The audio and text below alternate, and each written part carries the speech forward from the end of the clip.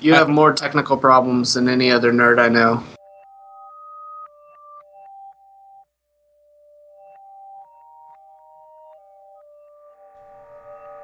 Hosting and bandwidth provided by the Blue Box Group. Check them out at bluebox.net. This episode is sponsored by Component One, makers of Widgmo. If you need stunning UI elements or awesome graphs and charts, then go to widgmo.com and check them out. Don't panic, they'll be paid for most of us. Hey everybody, and welcome to episode 42 of the JavaScript Jabber Show. This week on our panel we have Joe Eames.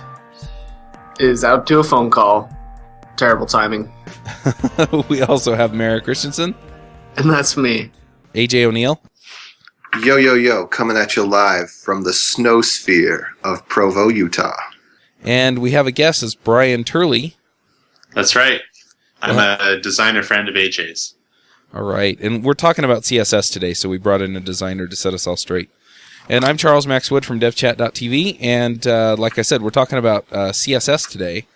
One of the things I think that's interesting about CSS is it converges with JavaScript. Well, there are a couple of things, but one is systems like Less that kind of compile. They give you some sane options for dealing with some of the dumb stuff that CSS doesn't include. And then the other one is I've also wound up fighting designers for selectors in the HTML. And so I thought we could talk through that a little bit as well. Hey, Chuck. Yes. I think those are two really good points, but I think there's even more areas that we can discuss in terms of how JavaScript and CSS are coupled, right? Like computed styles from JavaScript, and also all of the CSS methods from JavaScript, and the fact that your JavaScript sometimes doesn't work, your UI doesn't work unless the CSS is set up. I think the two tend to be a lot more coupled than people like to think. I agree. That's fair.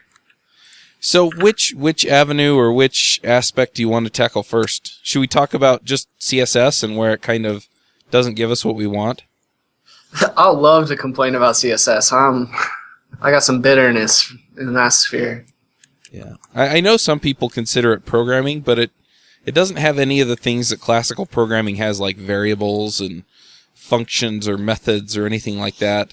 And I think that's where a lot of us get frustrated, is that we're used to being able to reuse things. We're used to being able to set things up that will define the behavior that we want. And in CSS, you really don't have that. It's really just simple markup.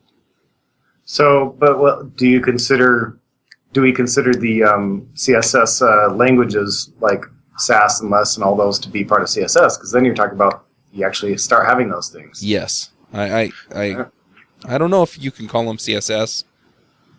I tend to think of them more as frameworks. They compile to CSS, yeah, and they're still not programming languages. That's not true. They become programming languages in some sense. Sass, for example, has functions, mix-ins, if-else logic, mathematics. It's very much, I would consider, a domain-specific language, sure, but it's definitely a programming language. I guess it depends on your definition of language, because HTML is a hypertext markup language. If it's not a programming language, then it's certainly not a speaking language. Yeah. But before we move on to actually saner implementations of CSS, can we gripe about regular CSS for a second? Yeah, I think we have to. Yeah. One of the things that I've struggled with CSS versus JavaScript, and maybe you guys haven't experienced this as much, maybe I'm just a noob, but with CSS, I find that it is completely underfeatured for the things that we're trying to do with it these days, like in terms of building really rich clients, to the point where you have to be incredibly disciplined with things like object-oriented CSS, what else kinds of mantras are there? There's SMACSS, and yeah, these things all help, but really it all comes down to the fact that CSS is kind of an underfeatured language where discipline is your only defense in terms of maintainability. And that's true of JavaScript, except for JavaScript is at least flexible enough that we can band-aid it to be something that is more scalable towards what we need to do with it these days. Whereas CSS is just rigid. You have to use a preprocessor.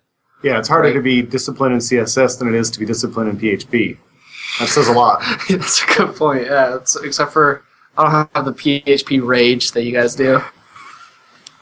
Well, so CSS has absolutely no errors whatsoever. CSS is completely just a text format that may or may not turn into anything useful. It's even worse than PHP, because PHP, when you put it through, because you run it, because it's a template language, and you get sometimes, very, very, very rarely, but in the worst of cases, you get an error. With CSS, you can just type garbage, and you never get an error.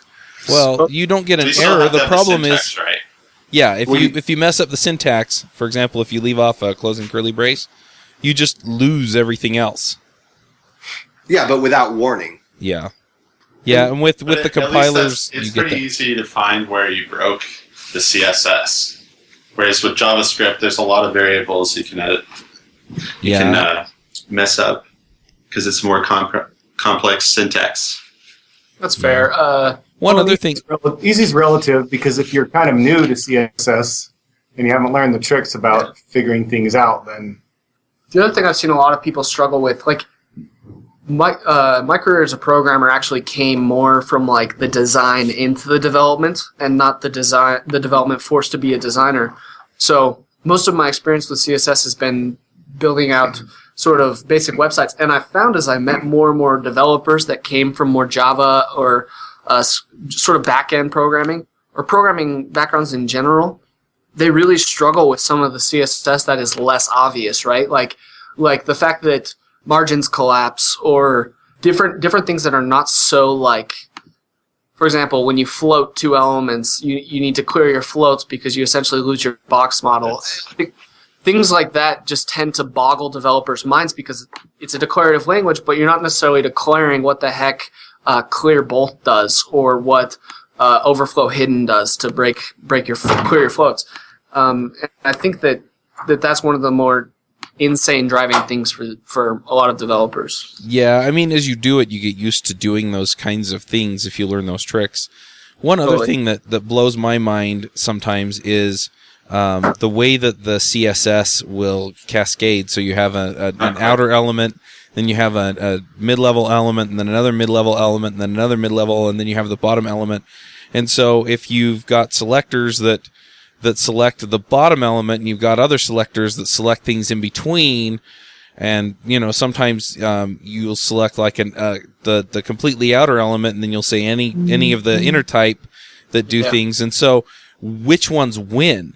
And it's not always obvious. It's not always the last one, and so you're always trying to figure that out. Thankfully, you have tools like the Chrome web developer tools that will show you which ones are winning and help you figure out how to get it.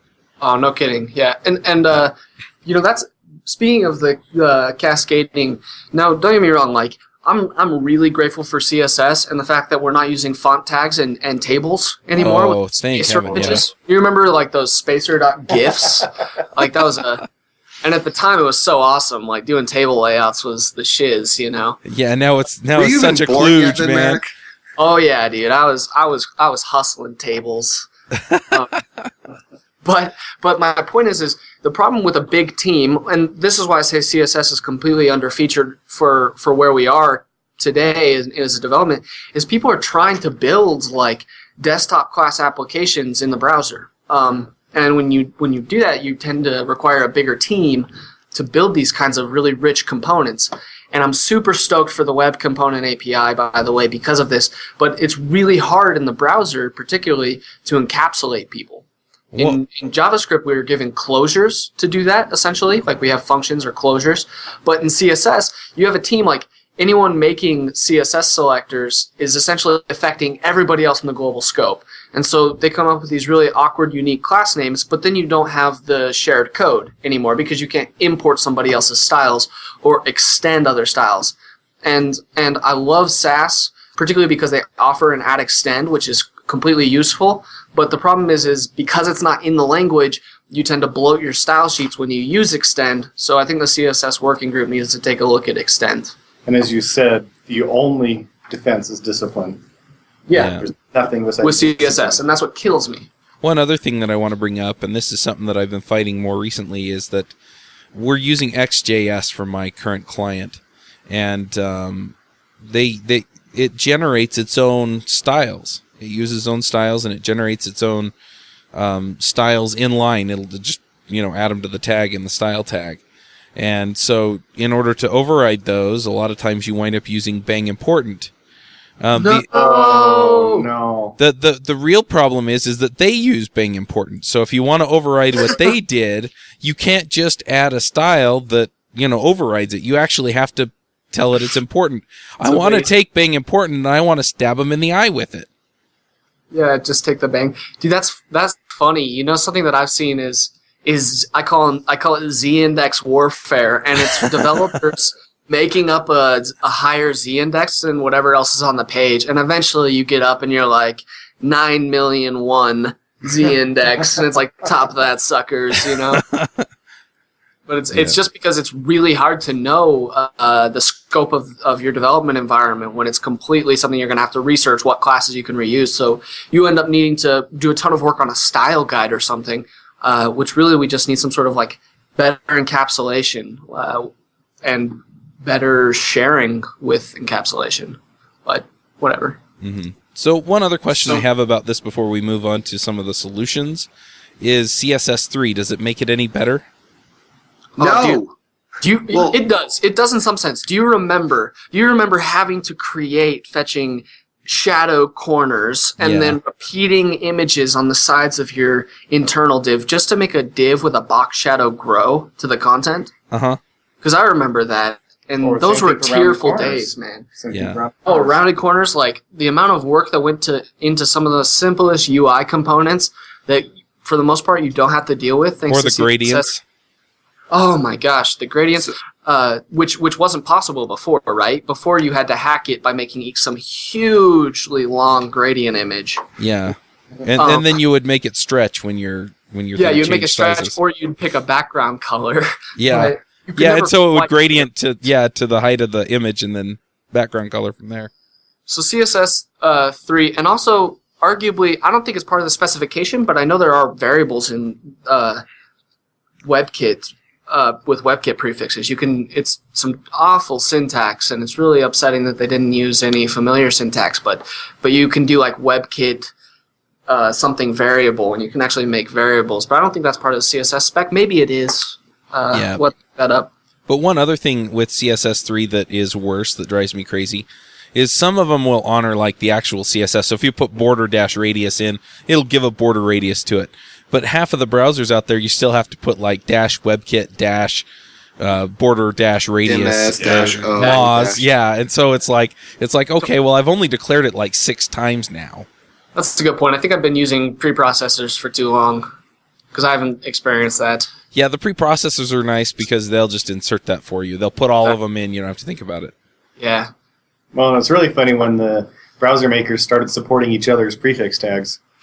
Firefox is like, hey guys, what about us? Yeah. Want any of those Moz prefixes?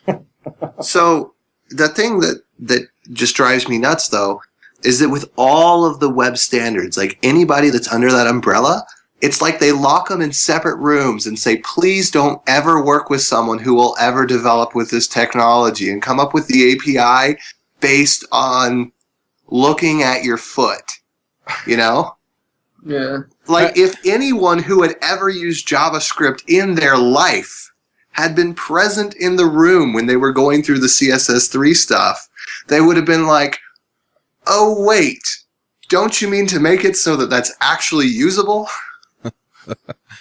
I hate my life. Can you make me hate it less?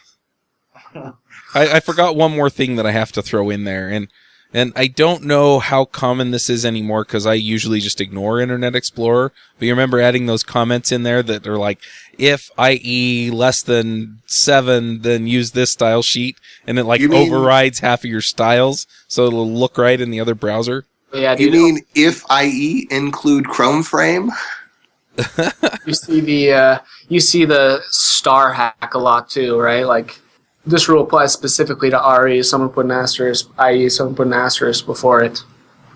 Oh, I haven't seen that one. I've seen it, but I never understood it. Yeah. Or like another thing I'm grateful is going the way of the dinosaurs. I don't know if you guys ever had transparent pings back in the day because you couldn't get a GIF to map just right. So if you wanted to get the transparency to carry over an IE, you had to like include some corresponding either HTC file to get the Microsoft browsers to respect the transparency to like redraw the images. It was such a fearful road, man. Like. I remember there was a JavaScript library for it. It was like png.js or something. There you go. Did that for you. It's like, are you kidding me? All right. So, are there any other gripes that we have about CSS that we want to air before we start talking about some of these solutions? Yeah, the inability to know if a class is used. Oh, yes. And so that's why my style sheets download 40K extra worth of styles that probably are never used, but I can't delete them because they might be used. And if you do delete them, they could potentially break behavior and not just look. Yeah. So it's really risky to delete things. Yep. It's all discipline. Yep. And another headache is the absolute positioning or relative positioning or whatever positioning. And No. You got to put a absolute inside of a relative. Yes. I don't know that's less insane. Like fixed not working sanely across older browsers, that's more disappointing. Yeah. Well, they fixed in iOS 6. Oh, that's nice, because there's plenty of libraries to dock navigation at that point. Yeah. All right. Well, let's talk about some of these. What are they? Preprocessors, compilers? Oh man, I don't know what you'd call them. Preprocessor seems like a good one. Transpilers, I don't know. They're kind of compilers, I suppose. It's like a meat grinder, right? You put the Sass or whatever in one end, and you get CSS out the other. It's the coffee script of CSS. It is, yeah. Except for it is. Yeah. Except for unfortunate limitations that CoffeeScript doesn't as much because JavaScript is so flexible. You can do some pretty crazy things with it. Yep. So which ones have you guys used? I've used Less, Stylus, and Compass/Sass. Isn't that all of them? Use less. There's more than that. There's one from some agency. Can't even think of the name. But I have used quite a few of them because CSS is such a tearful road. Stylus. So I just use Less. I'm open to using something else. They all kind of seemed the same to me. So I picked Less because at the time it was like you didn't have to do anything to your CSS to start using it. You just rename the file from .css to .less, and bam, now you've at least got linting. So I want to point out that is also true of SCSS, which is compiled by the Sass compiler. Yeah. So that's not exclusive to Less. Yeah, I've used Sass, and I've used Compass, which is built on Sass, and which is so sexy. Yeah. Yeah, I'm in love with Compass. When I consider my sort of CSS heroes and people that I think are like changing the landscape for CSS, Chris Eppstein is up there. He's the guy that I think he's on the Sass core team, but I know he's the lead for Compass. And Compass is just amazing. Like, not only does it abstract away a lot of these odd sort of browser things, like inline block not working in certain versions of IE, and giving you mix-ins to basically mitigate some of those. So it kind of has, to liken it to a jQuery library, or I'm sorry, a JavaScript library, you have jQuery, right, who can sort of mitigate the differences across browsers. Mm-hmm. So Compass has sort of a jQuery aspect of it to that, where you have these shared mix-ins that mitigate differences across browsers. And as browsers evolve, so does your compiled CSS, which is really cool, right? So if a certain prefix gets deprecated, then it'll get deprecated out of your CSS the next time you compile. But then it also has an uglified.js component where you can compile production-level CSS versus targeted CSS for different types of browsers. Well, what do you mean by production level versus targeted? What's the difference there? They have different styles that you can output. You can do like development output. And by the way, Chrome has source maps for Sass, which is really dope. So where your actual CSS or SCSS is and knowing where that's reflected in your browser is actually in Chromium. They have source maps that you can go to the line number within where it is actually in your Sass or your That's SCSS. sick. It's super sick, particularly because now I wrote this library one time to load CSS onto a page with a component using AMD. So if you needed, a lot of times your JavaScript needs this CSS, right, to function. Like they're not as different as you think. And so I wrote something to let you basically require and interact with your CSS on the page called Style Manager. And the only problem with that was I made style tags rather than links because the browser actually stops you from creating link tags at a very short number of links. It's like 30 something, or maybe even less than that. So, but when you create style tags, then you no longer know where the heck your CSS is coming from. But source maps help mitigate that issue. Right. So, do we want to talk about some of the basic features of the less or Sass or whatever type of, let's call them preprocessors, your CSS preprocessors? Just some of the features that make your life simpler. It seems like the kind of the biggest one that's the most useful, at least for me initially, is variables. Yeah, for sure. And I think mix-ins are probably where my heart is the most. And that's why I like Compass to append to Sass because, or for Stylus it's called nib. I don't know if less has something. I'm sure it does because it's crazy if they don't. Well, nib is for Stylus, what Compass is, in a sense, to Sass, and they give you, like, known mix-ins, right? Like, I want to make this horizontal list, or I want to make this inline block.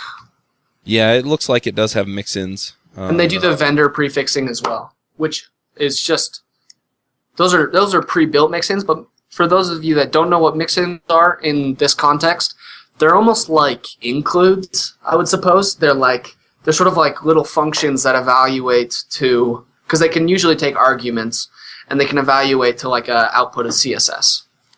Syntax checking, that's a huge one. Yeah, well, that's because all of these preprocessors are syntax reliant, or they rely on the syntax. And so if the syntax doesn't line up, it'll barf. And so thank goodness. And so the whole point is you get the syntax checking for free with all of them because they have to have the correct syntax or they won't work. So it's kind of a bonus there. Yeah, for sure. Yeah. And the mix-ins, for me, you can kind of think of them as really dumb templates. And that's actually a fair point, yeah. They're almost like partials. Yeah, it's they like are. a macro. Yeah, it's a macro. That's a good way of thinking about them. So effectively, you just say, okay, here's what you need to know to put it together, and then it just compiles a set of CSS for you. And they're extremely powerful. And you can mix them together, so if you want rounded corners, and you want a certain gradient on the background, and you want these other things, you just mix in a couple of these, and it does all the work for you. Yeah. I'm kind of curious, Brian, from a designer's point of view, do you find the same usefulness out of these, or are there other things that really kind of pay off for you? So I've only used less up to this point, and then standard CSS. And it's been nice to be able to do, queries and kind of the mix-ins. But other than that, I haven't gone really deeply into the programmatic features of these preprocessors. Mm-hmm. Okay. You know what else is cool, Chuck? Is Brian, maybe you know this.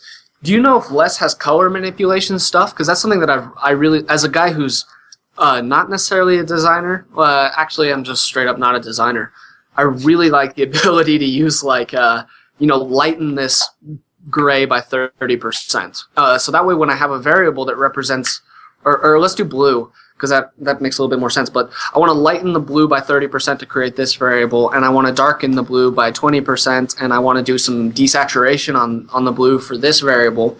And so you can create themes from a single hex value, because you're able to essentially do color manipulation or mathematics on the hex to generate different color schemes, or different colors. And that's one of the things that I really think is cool about these particular things too. Can you do that in less? Do you know? I'm not sure. I haven't tried to do that. I think you can. Looking I think on I've the seen page, it on their documentation. Yeah, lesscss.org. I'm browsing all of these. It does have that. It has some function stuff that you can do, and it specifically in the footer, it says color, base color, blah, blah, and it adds some green to it. And then the next one is border color, and it desaturates the red by 10%. Awesome. So You know what? That's great. That's awesome. I think one of the things I really like about less is there's a JavaScript podcast, and so I'm trying to avoid the hipstery thing of being like, well, it's written in JavaScript, so therefore. But the fact that it is written in JavaScript is really nice because now you don't have to run a build step during development still. You can just do it on the fly, and that's why I think designers are drawn to less, right? Is it's like, add this to your page, and then you're done. It's not like, go and install Ruby, go and get gems updated, now install Compass, or now install Sass Lang. It's like, no, you just grab this JavaScript file, which they're probably used to doing from jQuery and things like that, and then suddenly you can support these new features in your browser. So I think Less has had a great level of adoption because the fact that it was built in a way that it could be run in the browser. You instead of compiling it to CSS as a preprocessor step, you actually load Just it. attach it as a file. yeah, all you do is you install or you use a script tag to get less.js, and then from there, all of your CSS link tags can be rel stylesheet/less, and then you just pull in your .less files, and it will, on the fly, set up your CSS for you. And I would be shocked to tell you to do that in production, right? I was going to say, I wouldn't do this in production, but... Yeah, well, because I've always precompiled it. The first reason I started using it, like I said, is because it provided a linter. So if there was a semicolon missing, it would catch it. Mm-hmm. Yeah, and speaking of linters, since this is a CSS podcast, there is CSS lint in terms of just the syntax piece. And CSS lint is kind of like the JS lint of the CSS world, and it's also happens to be incredibly harsh. And I'm kind of waiting for CSS hint to come out. Why don't you go write it? Gentle. It's from I think it's from Stubbornella, who kind of came up with the object-oriented CSS mentality and evangelized it so much, which is awesome, by the way. It goes miles and miles in terms of maintaining CSS across a big team. Yep. So we've talked about mix-ins. One of the things that I want to talk about with the variables, besides just the fact that you have them, is that in a lot of cases you can do mathematics with them. So you can say, for example, if you have a color, and it's really a hex number, and most of these preprocessors know that. So if you want it to darken, you just multiply by 2. You can also use some of the other saturation, lighten, darken, whatever functions that are built into these. But the other thing is if you want one thing that's twice as wide as the other, you just you have a width variable for the one, you just times 2 for the other one. And so a lot of that is really, really handy. Yeah, like it's amazing. Some of the grid frameworks like Susy, I don't know, have you seen Susy? It's amazing. But some of these frameworks for grids written in these languages are so remarkably flexible and robust because they just use map to generate the grids. Rather than like the old day when you downloaded, I shouldn't call it the old days because people probably still use them quite frequently, but like the 960 grid system, you downloaded it and then you have like a shiz ton of classes that you just use, whereas with this, you essentially get this awesome level of grids that you can compile and customize, and they're responsive too. Like Susy is awesome because the grids are done with M's and they include breakpoints, which is another area that Sass is awesome. They're already helping you with responsive stuff. That is cool. I'm looking at it right now, really and cool. Isn't it sweet? Yeah, it's all managed through mix-ins. Yep, it's all managed through mix-ins, and that guy, I think the guy that does that also did, and hopefully I'm not miscrediting people, but he also did this animation plugin for CSS3 animations, which is eventually going to be bubbled up into Compass, but it abstracts away a lot of the CSS syntax for doing, the hardware accelerated, or hopefully hardware accelerated CSS3 animations and transforms them. Jumping off of the animation thing real quick. So I just briefly looked at there's like a document.add event listener animation done, or like WebKit animation done, or something like that, so that when you're doing a CSS3 transition, that some transition somewhere on the page is finished. Is that right? I wish I knew. That's actually been something I've always struggled with, is not knowing when those things are going to be completed. Yeah, Because you almost have to set it off and then set a JavaScript timer so that you can react when it's done. Well, you can add an event listener for it, but I think the event listener is really stupid, if I understood the example I was looking at correctly, in that it's an event listener that fires anytime any animation is complete. So if you add 2 classes with animations, then you are going to get 2 animation events or something. Some polling on the DOM. See, I got to give those guys more credit. Like I would be shocked if there were really only one event listener, and I've been shocked before in this kind of stuff. But like, if you think about images, like you can listen to load on a document, but you can also listen to load on other elements as well. So I would just be amazed if that was the way you had to do it. I'm going to Google it real quick. Most of the CSS animation and transition stuff that I've done, because it's not very well supported yet, has been just in like little pet projects and little experiments. Particularly with like the 3D transforms and stuff, because it's kind of hard to use in production today because most people can't support it anyhow. Yeah. So I haven't really experienced much what the interaction with JavaScript would be like yet, except for adding the classes.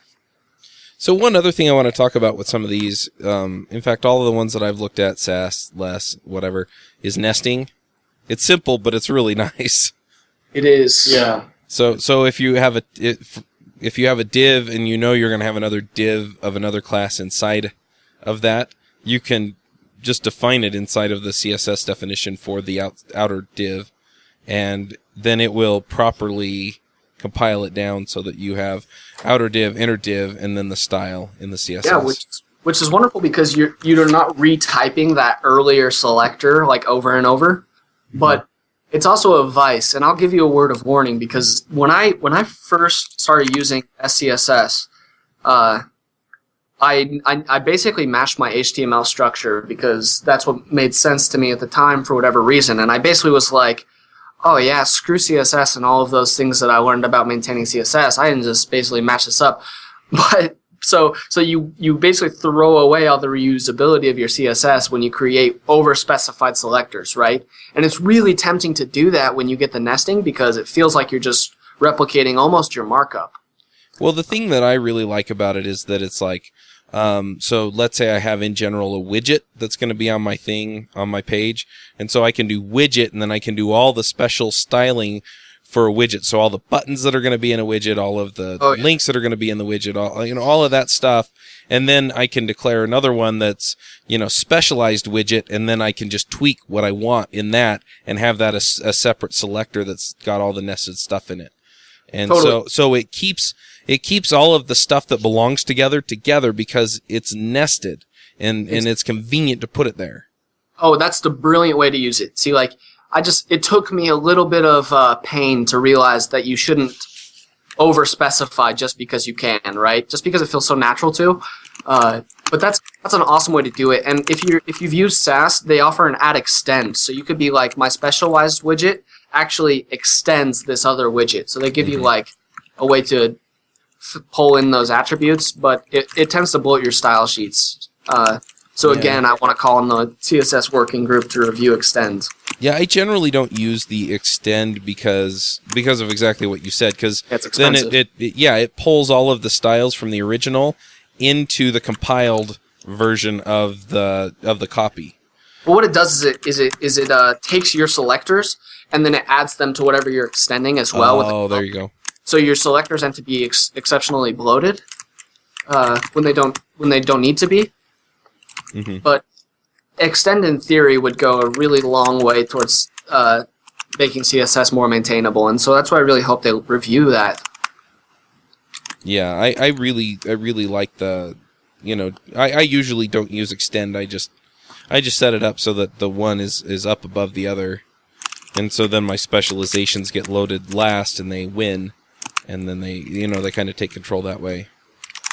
One of the other things, I don't know if Stylus or Less has this, but it's another thing that I really love about Compass is they actually compile sprites into CSS. So you can give it a folder of images, and you can import it into your style sheets, and it'll output it'll export a compressed image of all those images, as well as CSS to basically reference those images. Wow. So like I look at Compass and Sass, and I honestly just feel like they're way advanced. But that's honestly because I haven't ever felt the need to look at the other ones as much. Like I've looked at Less and Stylus, and I've used them both, but I've never been quite as impressed as I am with Compass and Sass. To jump back for a second, I did just find a better tutorial one on the MDN, the Mozilla Developer Network, and it does show that you can listen to the animation start, animation end, and animation interval frame or something like that on individual elements. The previous tutorial I looked at was doing it the dumb way where it made it seem like you had to listen on the window. You don't care about event delegation? What? So I'm just trolling, dude. Yeah.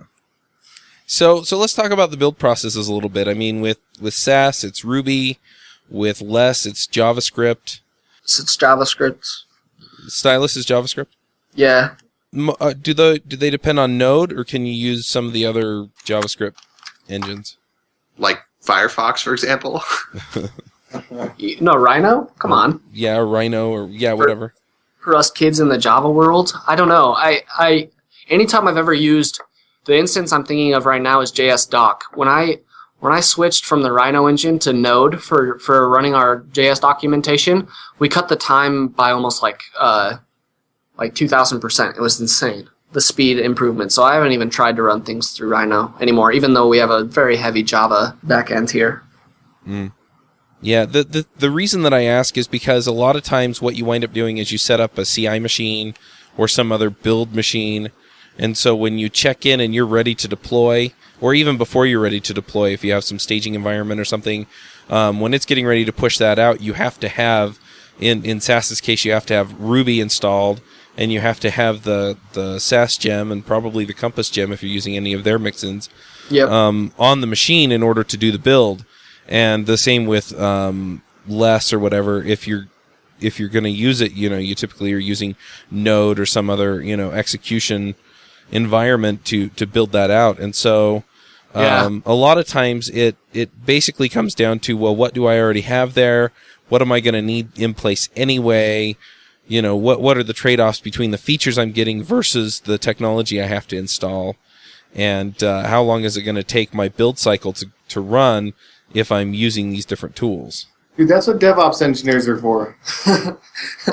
Well, that's actually a beautiful point, particularly when you complicate your build that you need to build it to develop, when you need to run your build to develop, because then suddenly your development time starts to dwindle as your builds start to take 2 to 3 seconds, And that's an optimistic case for a lot of people. Yeah. As far as build steps go, it is something to consider. And there are trade-offs. I think for the most part, though, it doesn't really matter if it takes you 3 seconds or 4 seconds to deploy, as long as you're not creating downtime on the other end. So, if you're talking about build steps from a designer's point of view, since we're usually less familiar with programming languages, it's best if you set up your styles so that they can compile in a really quick set of steps, or very simply, maybe one step, as easy as you can make it for the designer, the better. Oh, that's better for developers too, man. I'm with you. Yeah, always. Almost always. Yeah, it's there's definitely something to that. One other thing... Well, I think Grunt kind of gets in a space where it can solve that problem too, with doing the watches and like the build system that I currently have that I reuse a lot. I kind of would like to convert to using Grunt after seeing Merrick's excitement about it. Yes. So that's another thing that I was going to talk about a little bit, is that some of these frameworks, I know that Sass has one. It looks like Less has one as well. They basically have something that you can start up. It's a daemon or something. It's basically a watcher. And so it watches that section of the file system and then basically says, oh, something changed here, and then it'll compile it on its own. Have you had any problems with that? Do you generally like that kind of thing? I've found in my case, you run into browser limitations before you run into your operating system's limitations, depending on what you're building. Like, I've seen, like, for example, the link task, you get a big enough task that you need to watch, and your file system suddenly can't open and watch that many files, right? Your operating system can't because of file access limitations, and you can adjust those. But because the browser only allows like a certain amount of CSS selectors or a certain amount of link tags as it is, you typically don't run into those as much with the CSS problem because you have less files in general. Fewer files. Yeah, fewer files, I should say. And also, the one area that I have had a problem is, and I'm not aiming to bash Ruby at all because I love Compass, but because of the sprite compilation that we're doing, that can be the slowest part of our build, right? Because they're doing this awesome, basically image compression and compiling really sophisticated style sheets from it. So that can take longer than you'd hope when you start to use some of those more expensive features. And it kind of makes you wonder, like, how did we go backwards from the 1970s when, you know, Makefiles made sure that your sprites didn't get recompiled when they didn't need to? You know, I actually wonder that, like particularly with Node.js, like I keep waiting for when we're not going to have to close Node and reopen it every time we make a change. Uh-huh. Yeah, one other thing that is interesting that I've run into with some of these is I'll set it up so that it'll compile whenever I change something on my development machine, and then when I try and merge with something that somebody else was working on who was doing the same thing, I run into merge conflicts. They're not checking those compiled files. Yeah, I mean, it's easy to solve, right? You just run the build again after you've merged all of the source files, and then it just, you know, you don't have a merge conflict on the compiled file anymore because it doesn't matter. And it's easier just to not version control them, I think. Yeah, I agree. Just put it into your build and deploy steps. Yeah. And that way you get them out where you want them. Exactly. Yeah, and Rails, I use Ruby on Rails for a lot of the development I do, and it has its own asset pipeline, and you run into that with some of the others as well, the JavaScript files and stuff. Oh, interesting. So, and anyway, yeah, I agree. You generally would want to keep them out of your build or out of your development process. Don't check them in. Yeah. So there's a couple issues that we mentioned in the beginning but didn't actually get into. Well, one in particular, and then something else that I was going to bring up. So when it comes to CSS, it's got the JavaScript part, the DOM part, and the style part, which are separate, you know, because JavaScript is one thing, HTML DOM is another thing, Yeah. style and prettifying. And so I think I've actually said this before on a different podcast we had, but the way I handle that distinction between what means what is, if it's something the designer is going to use, then it's prefixed with CSS. If it's something that the JavaScript needs, it's prefixed with JS. And I think if you're looking at like maybe that animation type stuff where it's got more hooks into the DOM or something, you could prefix that maybe with like ANI or whatever. But at least, because I've heard people complain about, well, having CSS in front of every single class name is kind of dumb because you just have to type more and blah, blah, whine. But I've noticed that at least, I think it was GitHub or some super, super, super popular sites have, if you look at their styles, they have JS in front of every single thing that they use to select on or attach an event on, which I think is a really good way to do it. I think that's more sensible, though, than prefixing everything, because if you're prefixing the exceptional stuff, then your default can be to not prefix and assume that that's style. Right. I agree. The problem you run into is that people forget or they get lazy. So, like, if you see it where it doesn't have a prefix, then you know that someone forgot to decide what they meant to do with it. Dude, developers are perfectly disciplined. They'll never do that. Yeah, well, I do also want to point out that in a lot of cases, the development teams that I've been working with recently, we don't do any of that, and it really hasn't been a problem for us. since we're usually, building both the CSS, we're doing the layout and we're doing the development. And so we have some regression tests that make sure that the site works. So it's like, click here, do this other thing. And so it'll fall apart if it doesn't work. And it kind of feels like a little bit extra overhead just in the process of building stuff to remember to do that. And so if it pays off for you, then go for it. And if it doesn't, then... At what cost, Chuck? At what cost? Your users got to download all those CSS prefixes? No, it's more just mental context that I have to keep in mind. Oh. That's the cost to me.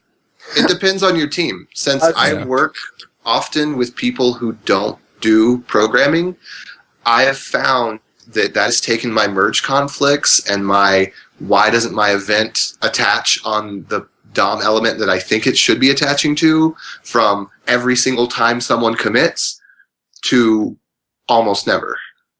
Yeah. And if that's the price you're paying for not doing that kind of thing, then by all means go for it. And then if there's ever a conflict between like an ID needing to be used by both, I'd say just hand it off to JavaScript unless you find out that the building the widgets over and over again, well, that doesn't apply to a style. Yeah, so like just let the ID go to the JavaScript and not to the CSS.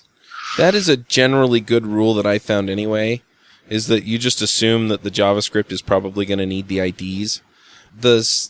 It's really easy. I guess it goes both ways, but it's really easy to create just another class, and you can have as many classes as you want on an element. So, the IDs can really be your unique selectors when you need them. And typically you don't need them as much in the CSS because you can just add a class to it, as opposed to the JavaScript where you may just want the one element.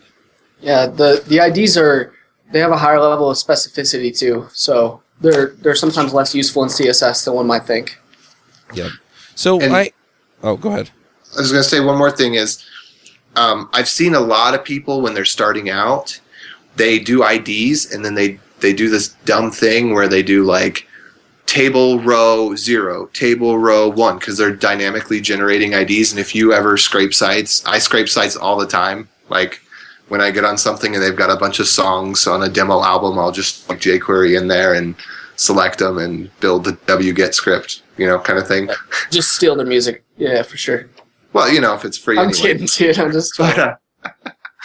Yeah. So, Merrick, you were talking about how tightly coupled sometimes your CSS and your JavaScript can be, and we've kind of talked around some of the issues, but I'm still not completely catching the vision of where they're tightly coupled. Are you just talking about like the page layout and what you can see and what you can't? Or is there more to it than that? So in a lot of ways, if your component doesn't look right, it simply doesn't work right? So say you have a popover component that is directly related to a link. Mm-hmm. If you don't have the CSS necessary to say, hey, this is going to be position absolute, so when the JavaScript figures out where to place it and it goes over the link, then suddenly it shows up in the up left top of the corner, right? Or it's positioned pertaining to the window, and then suddenly that popover component doesn't work anymore because it's not relative to the ancillary content that it's trying to represent. So that's one case. The other case is when you actually use classes in your JavaScript, for example, to hide elements, to show elements, to things like that if you don't have those, then your page simply doesn't work, right? Like there are certainly behavioral styles that when you're interacting with your element with JavaScript, that the behavior isn't, without that behavior, your component is no longer functioning. So there's some coupling there that people tend to discredit, I think. There's a reason that when you download jQuery UI, for example, you have to download a corresponding CSS style sheet, even if you don't specify a theme. And that's because there are these behavioral or coupled styles that I'm talking about. That makes sense. That makes a lot more sense than what I was trying to figure out. Because they're styles that actually affect the behavior. They're not just... Exactly. It's not just layout. It's actually how it interacts with the rest of the page. Exactly, and how it interacts with the user too, right? Yeah. So I like it. Are there any other aspects of CSS or these preprocessors or precompilers we want to talk about before we get to the picks? As much as I complain, I'm really grateful for the work done on it because it's a lot better than it used to be. Yeah, I think that's really the case. We just wish that it had some of these other features that make it much more pleasant to deal with. Exactly. And it's funny that we've actually built these shims on top of it that, Transpile to it. yeah, that do all the stuff that we wish it had, so. Yep. All right, well, let's get into the picks. Really quick, I remember what my thought was. Instead of doing that, like table row 0, 1, 2, 3, whatever, use a class, and then use the data attribute to put like the ID number or whatever. But one thing about CSS is there's little weird things where you can have, say, one style inside of another style, and it makes like your rendering or your DOM events like extremely slow versus if you put it on like a parent element or versus like if it's absolute. Have any of you guys ever encountered stuff like that? Nothing comes to mind. Mm-mm. I mean, I like that elements on the page inherit from each other, but... Well, there was just one case where when I was building Dropshare and I wanted to have an element move with the mouse, I switched the class, I think, from being, even though the element could move outside of its parent, I switched the class to being inside instead of outside, and it like made it be able to re-render like 100 times faster. Never mind.